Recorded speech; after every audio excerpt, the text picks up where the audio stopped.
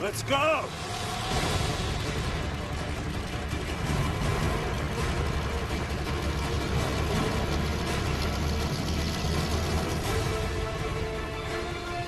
No invention has changed the world quite like the airplane. But the story of its creation is one of intense rivalry between two brothers named Wright. People won't believe we can fly unless we show them. And a daredevil called Glenn Curtis, May the best plane win. who was brave enough to take them on. We fly again tomorrow. A bitter competition. It's a ploy. Fueled by danger.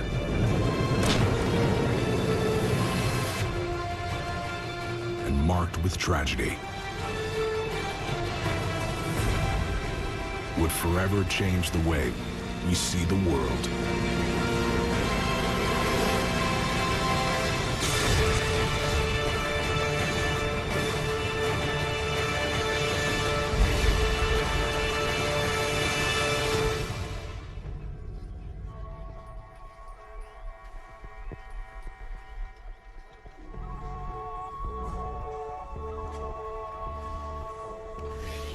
Try this one.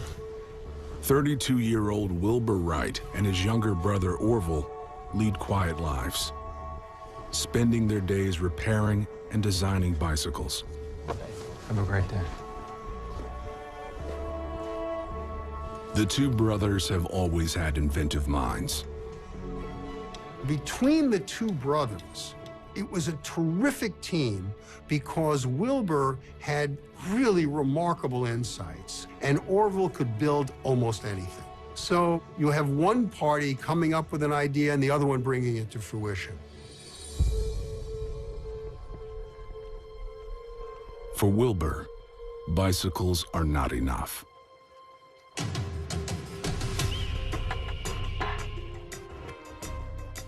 Geniuses, in some sense, are ordinary people. They look ordinary, they have the ordinary kinds of problems that everyone has, but what separates them is that they have a vision. This tremendously impossible goal. Something that is unattainable, but they say to themselves, that's what I'm going to do. I'm going to do the impossible.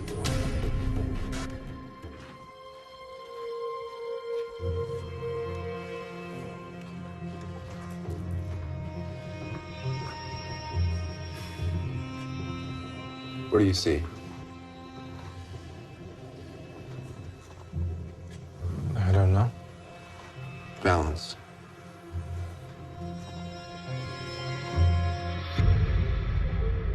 While some innovators have already managed to lift an aircraft from the ground, no one has been able to control it yet.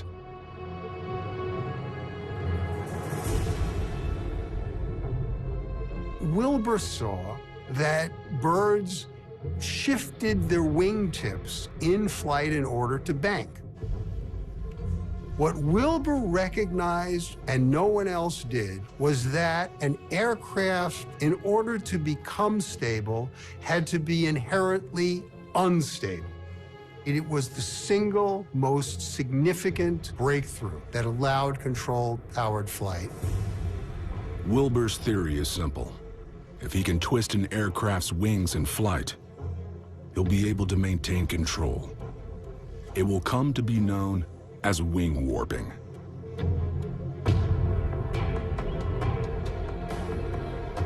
Everybody likes to say science did this.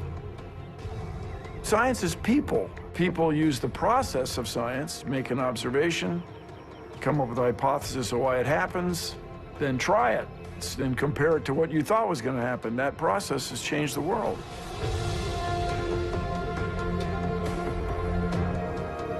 Experimenting with a kite is one thing. But to get a person in the air, he'll have to put his life on the line. So his design has to be flawless.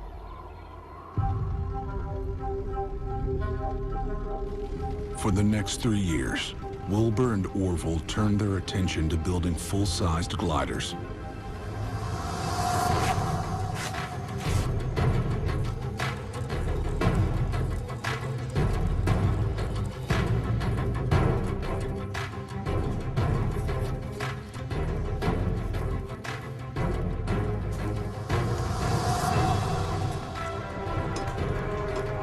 Wings are the key.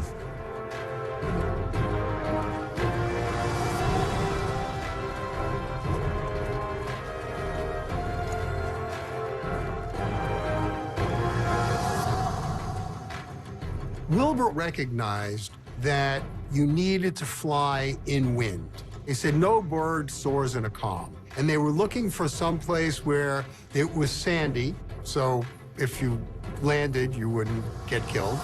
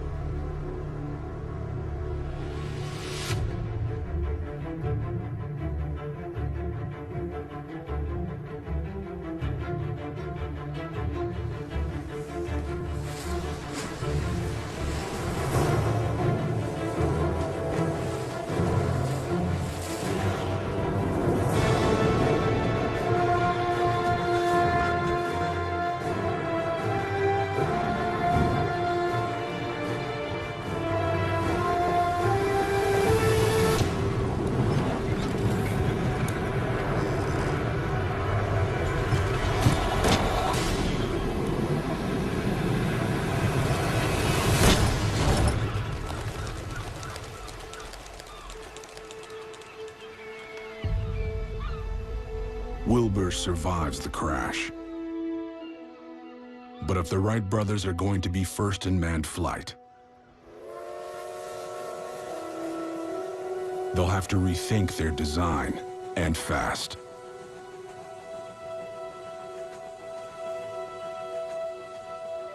After all, the race to be first in the air is just heating up. 500 miles away. All right, William, you want to start with the threaded side of the pipe? Another innovative mind is at work, testing the limits of the recently introduced internal combustion engine. All the metal warps. A gregarious motorcycle designer named Glenn Curtis. Glenn Curtis was like the Wrights. He had a bicycle shop. He had a lot of experience with motors and became, pretty much without question, one of the most talented motor designers working in America at that time.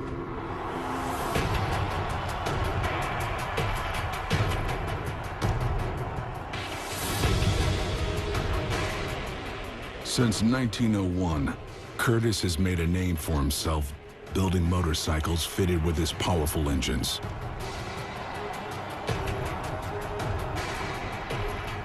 But the young thrill-seeker's career is about to change forever.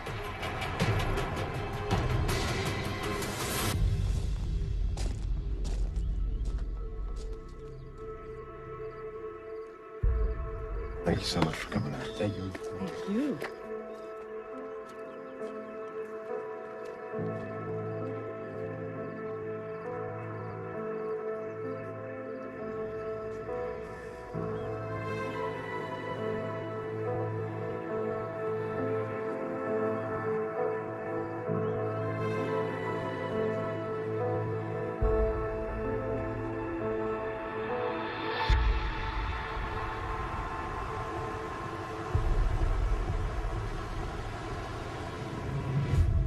After spending nearly $1,000, the Wright brothers returned to the beach to test their new design, the Wright Flyer. To gain more control, they've not only enhanced their rudder system. Orville and Wilbur have installed a 4-cylinder, 12-horsepower engine.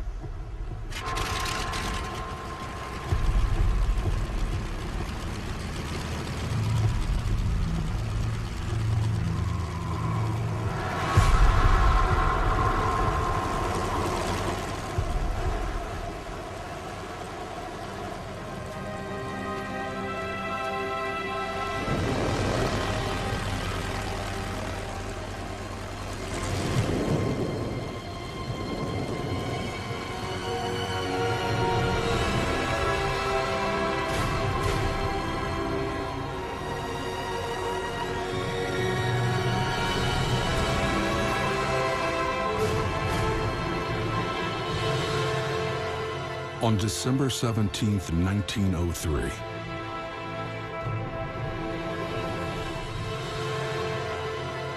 the Wright brothers do the impossible.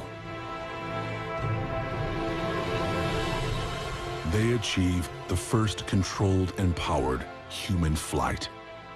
In the fourth trial of the day, Wilbur travels a record-breaking 852 feet and is airborne for 59 seconds. The Wright brothers were not the first ones to build gliders. They were the first ones to put it all together. You need a motor and a control system so you don't crash and kill yourself. That's what the Wright brothers did. They put it all together.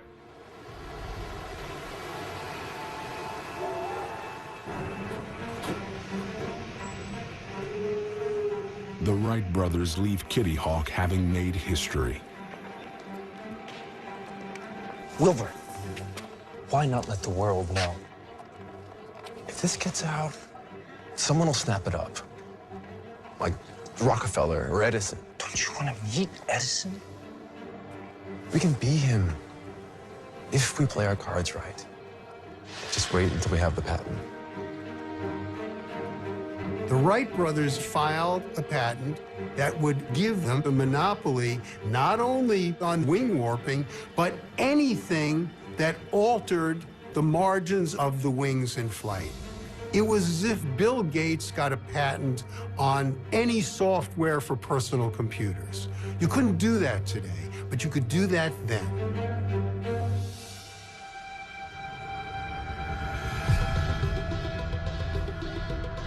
As the Wrights wait on their patent, word of their successful flight begins to spread.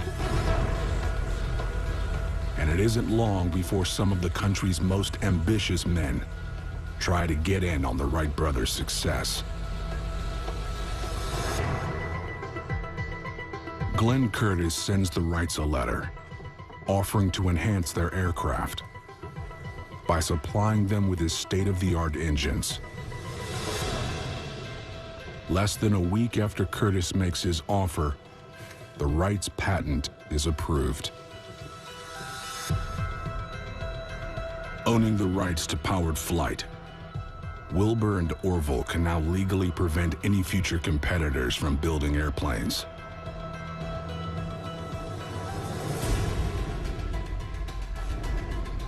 Despite the need for a solid engine, they turned down Curtiss's offer. And in doing so, create their biggest rival to date.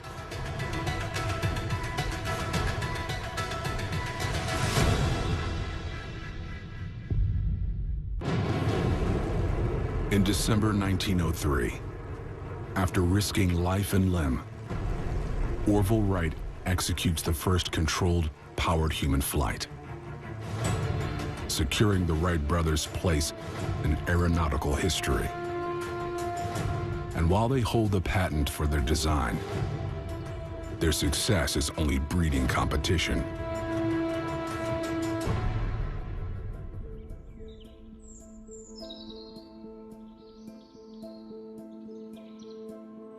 Lock it in place by giving that a spin. And with this lever, away from yourself. Including daredevil and motor engineer Glenn Curtiss.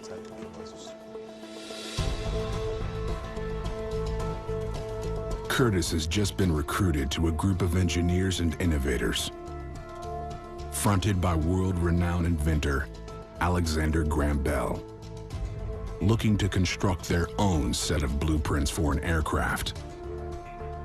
And they're convinced that Curtiss's engine is the key to powered flight. But with the Wrights' patent in place, they need to come up with a completely different design.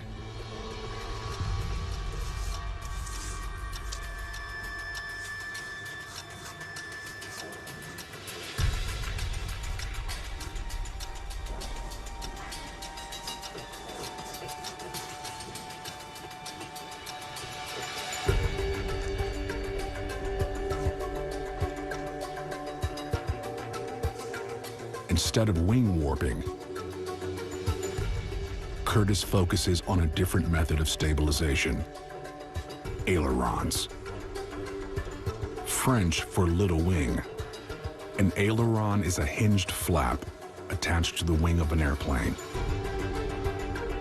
By moving the flaps up and down, the airplane can maintain stability. It's a technology still in use today.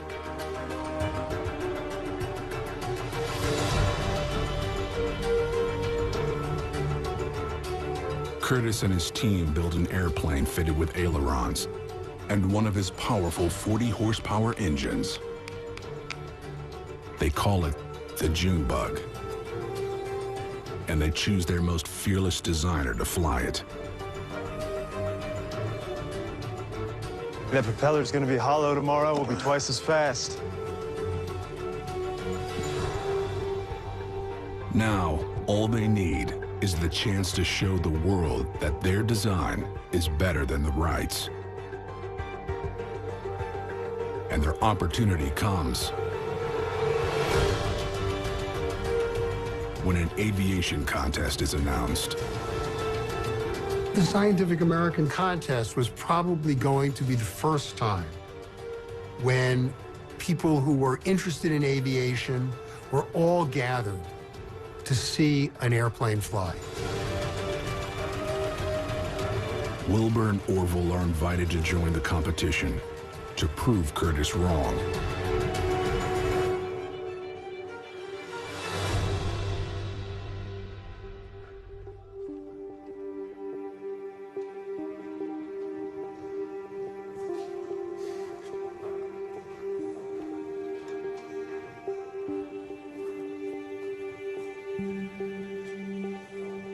It's a ploy. It's a cheap stunt to try to get us to fly for the cameras. People are calling us liars. Fakes. I don't care.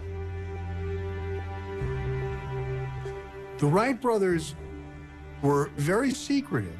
They thought everybody was infringing their patent, and they weren't going to participate in anything with a bunch of patent infringers. But the Wrights turned down the invitation, leaving Curtis to fly without any opposition.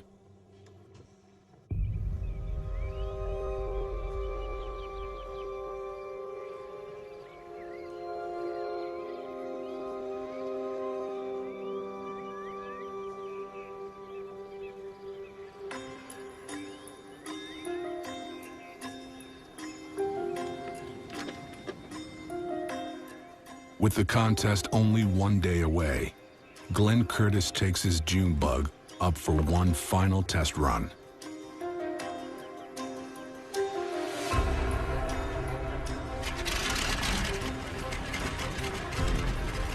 Are you ready? Let's go!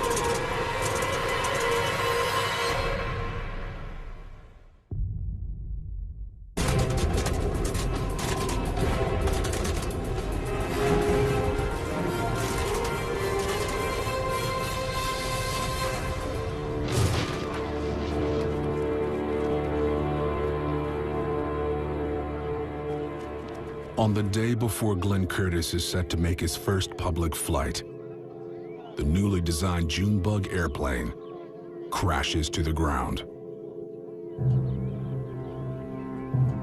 Remarkably, Curtis escapes with only a few scratches. You all right? Was it the ailerons too tight? No, I opened the throttle too fast. Okay, we'll get back to the shop. I think we may... No, sir. We fly again tomorrow. But Glenn... We fly again tomorrow!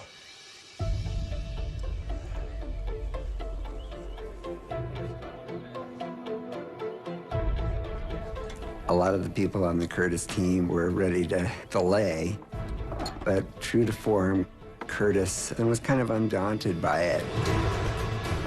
With his reputation on the line, Curtis pushes his team to their breaking point to repair the damaged airplane in time for the exhibition. In order to do something brand new and succeed spectacularly, that usually comes with a tremendous amount of risk. To succeed spectacularly, you need to be willing to fail spectacularly.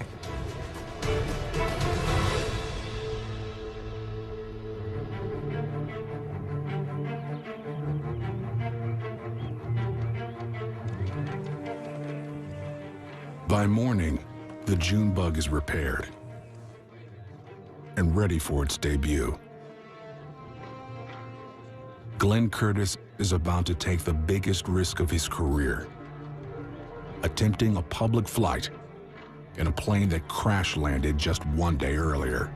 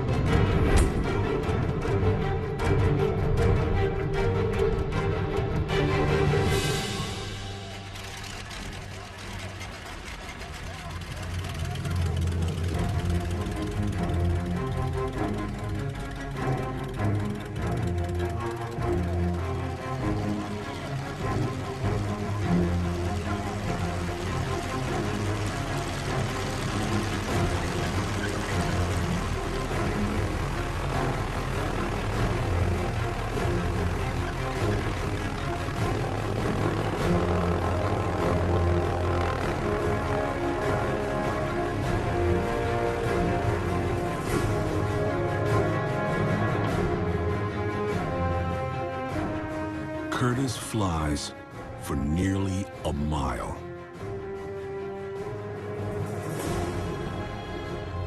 It's hard to imagine how dramatic it really must have been for people. It was really an amazing spectacle.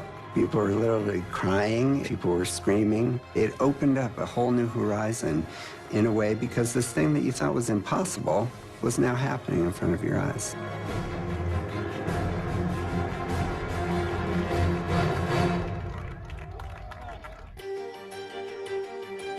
News of Curtis's nearly 2-minute flight spreads like wildfire.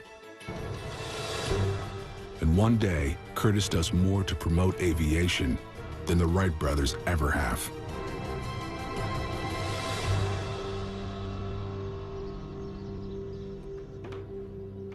With his triumph, Mr. Curtis can now lay claim to the title First in Flight.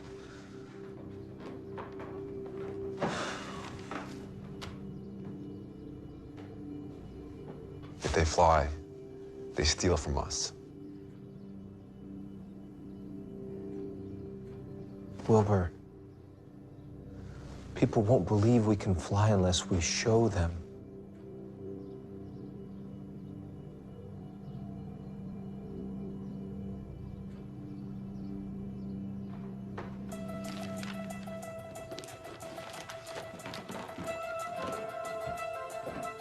Now, after being upstaged by Glenn Curtis in the field they pioneered, the Wright brothers come out with guns blazing.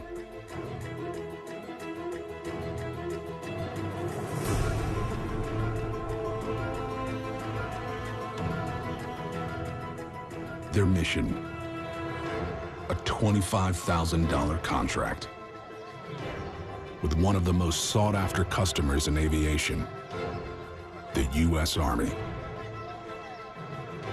The pressure must have been immense on Orville at that time. So much was riding on it. The idea of proving this to the U.S. government wasn't just a big deal. They were banking almost everything on it.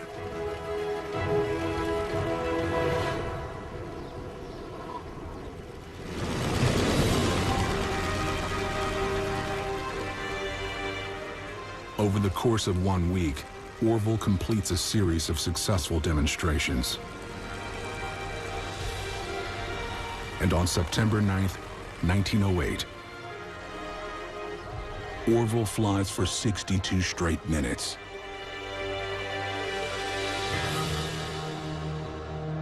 Crushing the record for sustained flight.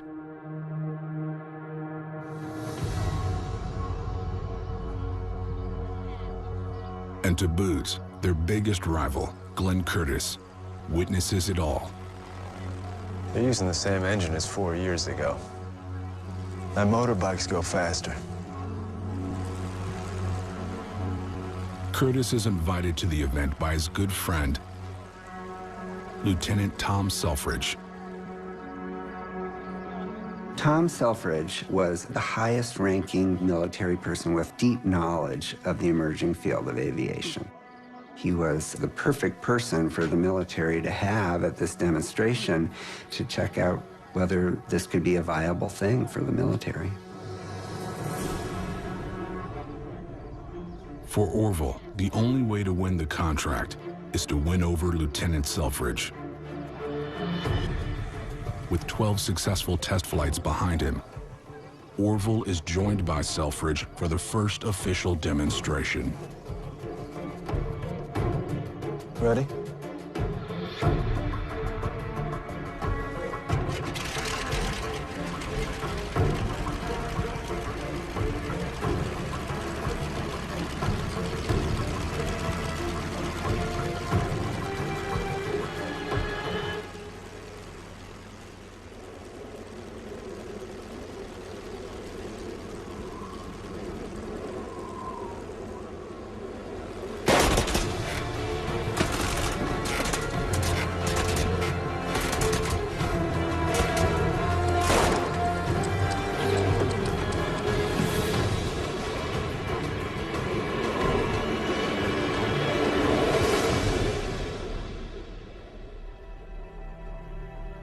The showcase for the U.S. military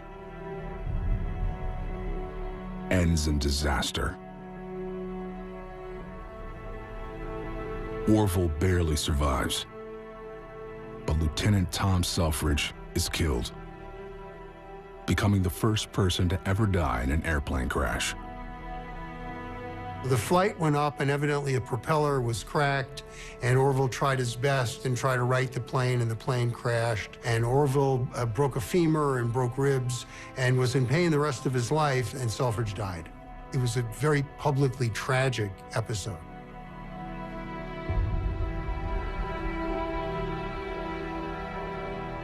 For Glenn Curtiss, the competition against the Wright brothers turns personal.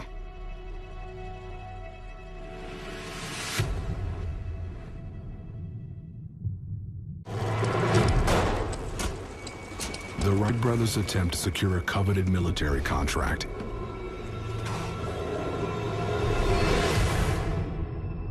Ends in catastrophe.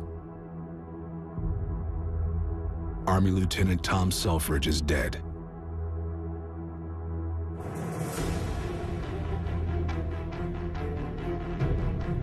The tragedy makes headlines across the country.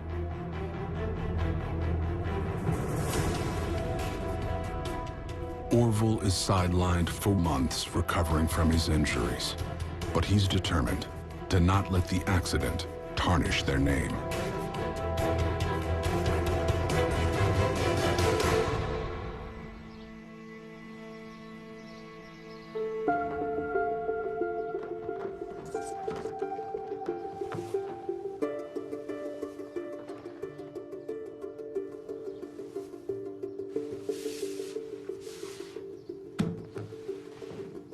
Big festival, New York. Show off the Model A.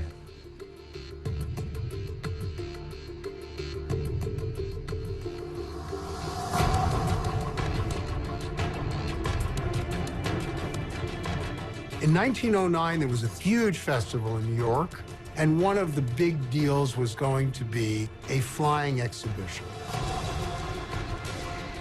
Wilbur flew up and down the Hudson to where George Washington Bridge is now and back. This was the most important public flight in front of civilians in America up until then. 90% of the people who were there had never seen an airplane before. You're talking about a group of spectators watching something that they thought was impossible. It was an enormous day for Wilbur.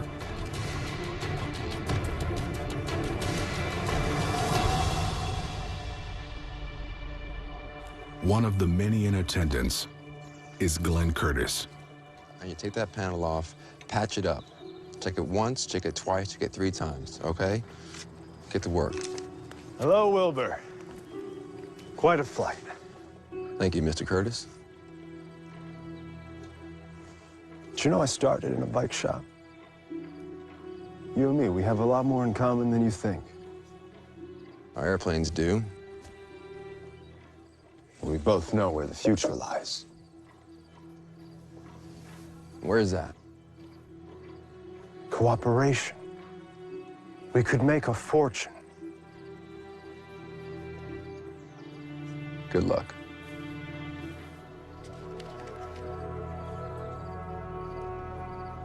Tom Selfridge. Best friend a man could ask for. Terrible judge of engines. May the best plane win.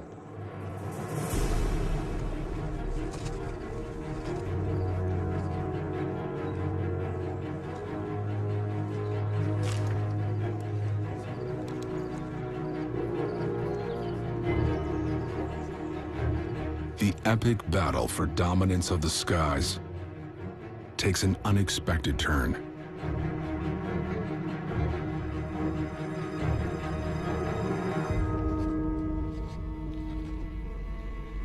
It is our view that morally the world owes its almost universal use of our wing stabilization system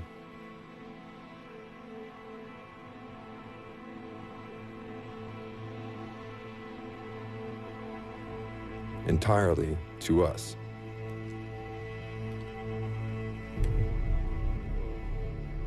The Wright brothers have filed a lawsuit against Glenn Curtis, claiming that any plane that Curtis has built owes its design, therefore a hefty royalty, to them.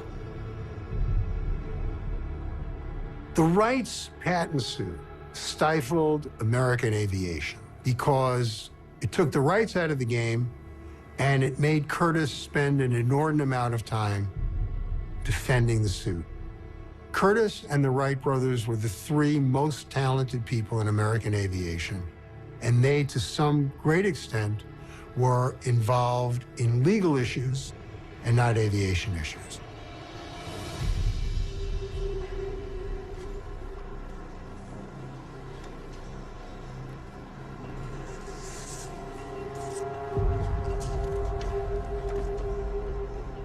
Just when Curtis is on the verge of losing it all,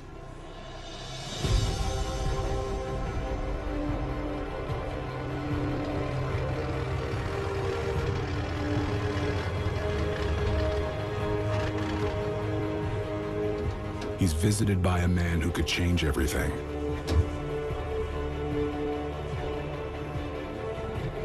Henry Ford.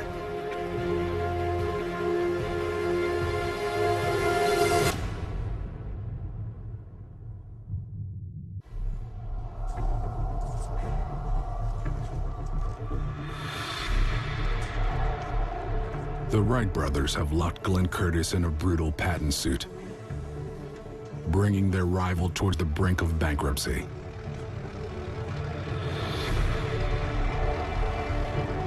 One fateful afternoon, everything changes. Curtis is paid a visit by the legendary car maker Henry Ford.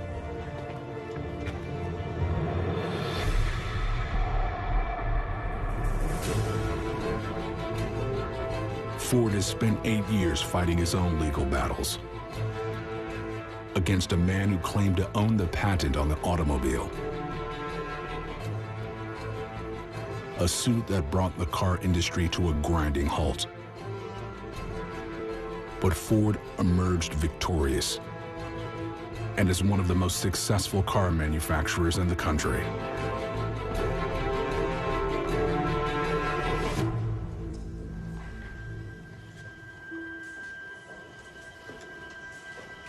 I'd like to support your patent claims vigorously. Why? I want to make airplanes. I want to compete against the Wright brothers instead of waiting on their lawyers. So you want me to fight your battles for you? My legal team is at your disposal.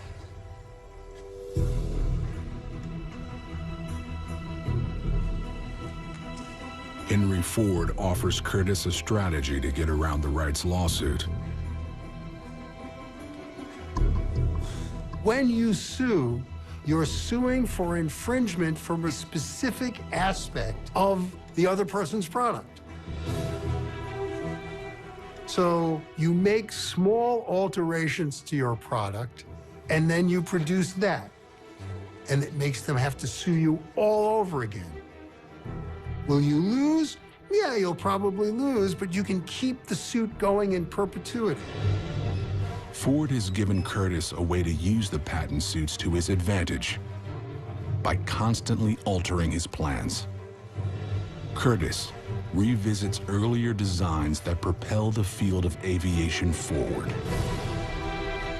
He pioneers the naval seaplane and simulates aerial bombing raids, changing military aviation forever. There's a reason why we remember Glenn Curtis. He's the first one to fly from one city to another. He's the first one to be involved in having an airplane take off of what we now call an aircraft carrier. We see literally dozens of key innovations to the aircraft that we still have on airplanes today.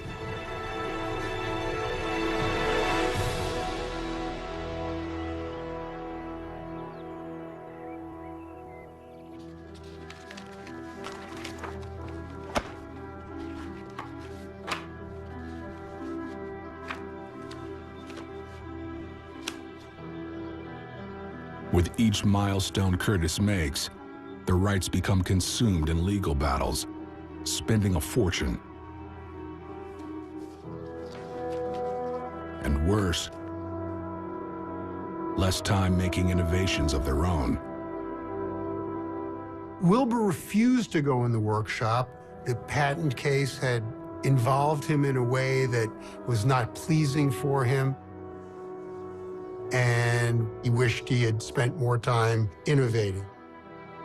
But remember, when you're protecting something you developed, it kind of works against you trying to create something new, because that's a tacit admission that your old invention wasn't all that novel.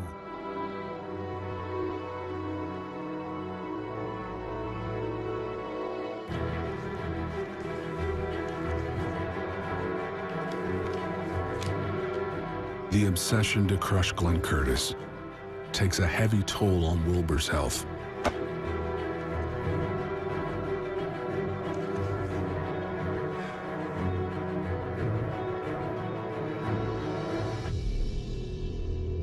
In April 1912, he contracts typhoid fever. And at the age of 45, Wilbur Wright is dead. Wilbur had been pursuing the patent suits almost nonstop for 2 years. And unfortunately for the Wright brothers, it cost them their business and actually probably did cost Wilbur his life.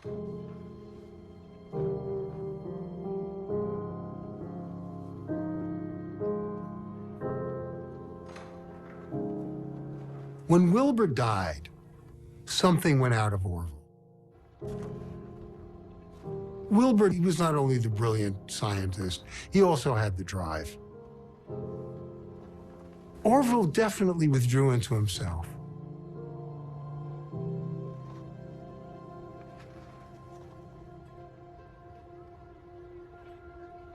For Orville, one man is responsible for his brother's death. Glenn Curtis.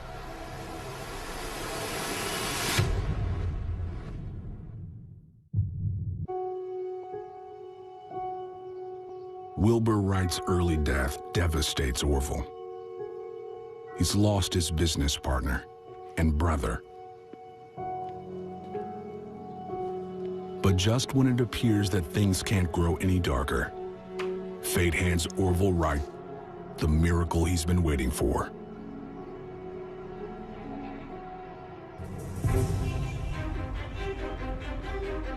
On January 13th, 1914, the U.S. Court of Appeals announces a landmark ruling.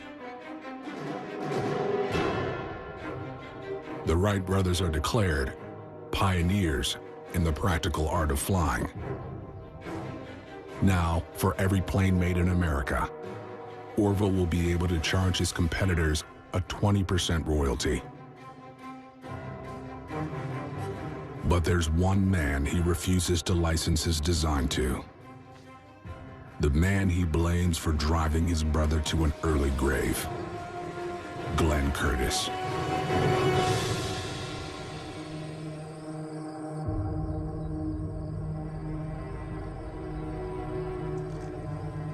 In the case of Glenn Curtis, he was bankrupted by the Wrights twice. He was making all sorts of amazing innovations. His airplanes had many features that we still have on airplanes today, but he couldn't market them because of the Wright brothers' strong monopoly right. Yet just as Curtis hits rock bottom, in July of 1914, World War I erupts.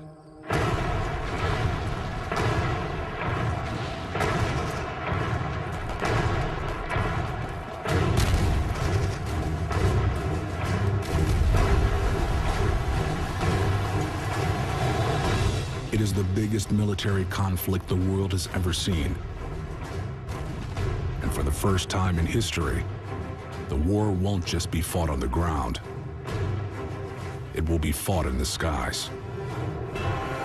Between the years of 1914 and 1918, Germany builds nearly 50,000 airplanes. But because of the Wright brothers' patent, the aviation industry in the United States has come to a standstill and is no match for the German advancements. The Wrights, after the original flyer, created a series of flyers. The Model A, the Model E, the Model C. They were all essentially the same airplane with very, very minimal changes. They could build good airplanes, don't misunderstand, but the Wrights' technology was just obsolete. When the U.S. enters the war in 1917, the government has no choice but to intervene and resolve the patent dispute once and for all. The war effort demands sacrifice. Each of your firms will get 1% royalty on all airplanes built in the United States. The government forces the Wright Company to share its patents with other manufacturers, including Glenn Curtis.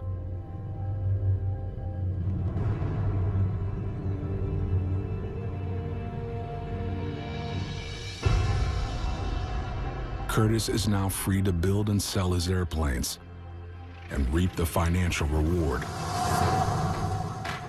His years of experimenting and innovation pay off. He sells an astounding 7,000 of his newly designed Jenny fighters for the victorious war effort. Literally overnight, Glenn Curtis has so many orders that he becomes the largest airplane manufacturer in America. After the war, Curtis continues to prosper.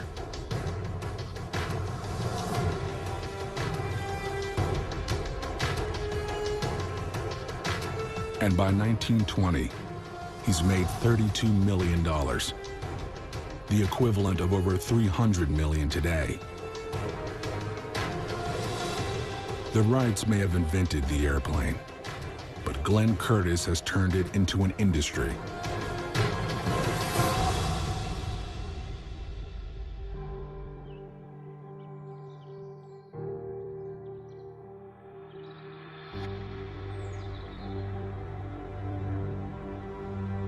But for Orville Wright, his career as an aviator is over.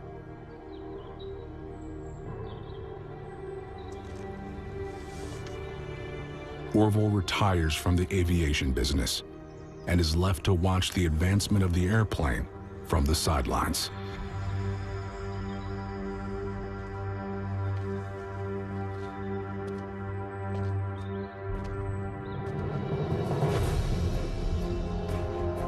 The competition between the Wrights and Curtiss was a battle between two titans to achieve something that had never been achieved before. Perhaps the greatest irony is that the Wright company, long after Orville was gone, and the Curtiss company, long after Curtiss was gone, merged. And the new company was called Curtiss-Wright. And Curtiss-Wright is still with us today. It is a huge company manufacturing aviation equipment or components.